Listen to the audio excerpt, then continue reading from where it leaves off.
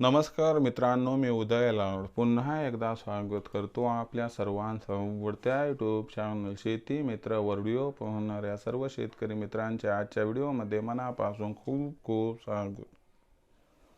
मित्रांनो, थंबनेल बघितलं, टायटल वाचलं हो मित्रांनो, सामान्य कास्तकार बांधवांचा सध्याच्या कंडिशनचा सर्वात महत्त्वाचा सवाल की 4100च्या भावावर आता देशांतर्गत बाजारामध्ये सध्याच्या कंडिशनला सोयाबीन विकावं की मग थांबावं.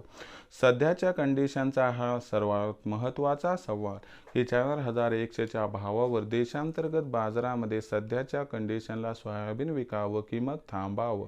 आता हा सवाल तुमच्या मनातला आहे आणि हा सवाल माझ्याही मनातला आहे. आज भारतवर्षातील सामान्य कास्तकार बांधव या ठिकाणी विचारायला लागलाय की 4100च्या भावावर देशांतर्गत बाजारामध्ये सध्याच्या कंडिशनला सोयाबीन विकावं की मग थांबावं.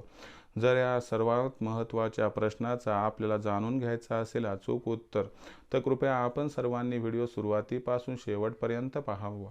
व्हिडिओ शेवटपर्यंत पाहत असताना आपल्या सर्वांना व्हिडिओ मनापासून आवडला तर व्हिडिओला लाईक करा. जास्तीत जास्त कास्तकार बांधवांपर्यंत व्हिडिओ पाठवण्यासाठी व्हिडिओला शेअर करा. सबस्क्राईब करून जरूर नोटिफिकेशन बेलला ऑल करा. याच्यामुळे येणारा प्रत्येक व्हिडिओ हा आपल्या सर्वांना सतत मिळत राहतो. तर बघा मित्रांनो, सामान्य कास्तकार बांधवांचा सध्याच्या कंडिशनचा सर्वात महत्त्वाचा सवाल की 4100च्या भावावर देशांतर्गत बाजारामध्ये सध्याच्या कंडिशनला सोयाबीन विकावं की मग थांबावं.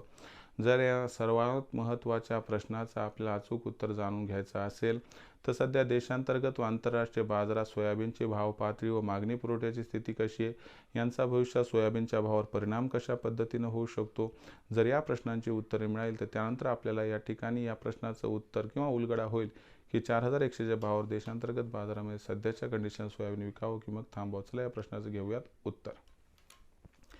सर्वात प्रथम आंतरराष्ट्रीय सोयाबीन बाजारभाव पातळीचा विचार केला तर आंतरराष्ट्रीय बाजारामध्ये सोयाबीनची भाव पातळी $9.50 प्रति बुशेल्सपासून $9.75 प्रति बुशेल्सच्या दरम्यान आहे आणि 15 जानेवारीपर्यंत खास बदल आंतरराष्ट्रीय बाजारात सोयाबीनच्या भावात होणार नाही. 15 जानेवारीनंतर आंतरराष्ट्रीय बाजारात सोयाबीनच्या भावात थोडाफार बदल होऊन सोयाबीनच्या भावात सुधारणा येऊ शकते आणि सोयाबीनची बाजारभाव पातळी ही आपल्याला 15 फेब्रुवारीपर्यंत 10 ते $10.25 प्रति बुशेल्सपर्यंत पोहोचताना दिसू शकते.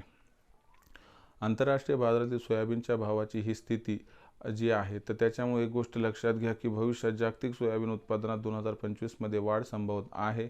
यामुळे आंतरराष्ट्रीय बाजारात सोयाबीनचे भाव वाढतील याची शक्यता फार कमी आहे. देशातील सोयाबीन बाजारभाव पातळीचा जर या ठिकाणी विचार केला तर देशातील सोयाबीनची भाव पातळी 39 ते 42च्या दरम्यान आहे. जर सध्याच्या कंडिशनला 4100चा भाव आपल्याला मिळत असेल तर या ठिकाणी सोयाबीन विकावं की मग थांबावं.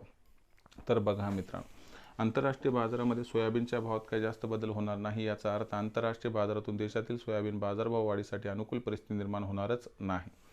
देशामध्ये सध्याच्या कंडिशनला विचार करायला गेलं तर सोयाबीनच्या भावात वाढीसाठी अनुकूल परिस्थिती निर्माण होताना दिसत नाही. शिवाय 15 जानेवारीपर्यंत तर सोयाबीनचा भाव जिथल्या तिथं राहणार आहे, परंतु 15 जानेवारीनंतर जर देशातील बाजारात सोयाबीनच्या बाजारभावात या ठिकाणी पुरवठ्यातील कमतरतेमुळे 50-100 रुपयाची तेजी आली तर अजिबात आश्चर्य वाटायला नको, असं जाणकारांचं इथं स्पष्ट मत दिसत आहे.